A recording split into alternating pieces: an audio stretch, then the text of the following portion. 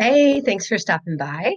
Another quick tip for you today for virtual instruction. So, those of you that are educators or speech language pathologists, I'm sure you have heard of Boom Cards. So, Boom Cards is another great resource for students and for educators alike, and of course, speech language pathologists. There are many free different things that you can access using Boom Cards and different games. You can create your own games. So I don't have this published, but this is a game that I've created that I use in my practice, incorporating different virtual backgrounds that I use in my sessions. So I'm just kind of reinforcing the concepts for the kids that I'm working with, and so they can get an idea. But this is just an example, so the kids get to pick them. So this is one that I've created.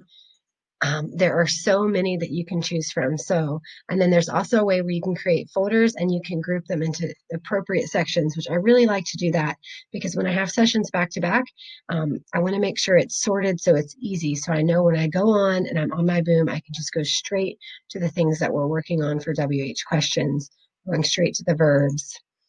These are songs that I use with a lot of my kids that have apraxia. These are phonological awareness. So I just kind of sort it out, and this has everything. So if you haven't checked out Boom today, please do. I think it's a great resource.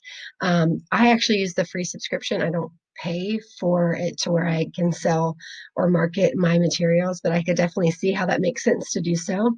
There's a lot that you can choose that are free. A lot of great people just go ahead and do free stuff every week. Well, they'll post new ones that are free. Many of these are free, and some of them I've purchased or I've created some of my own. So check it out, boomlearning.com, and best of luck. I think you're going to have fun. All right, next time we'll see you.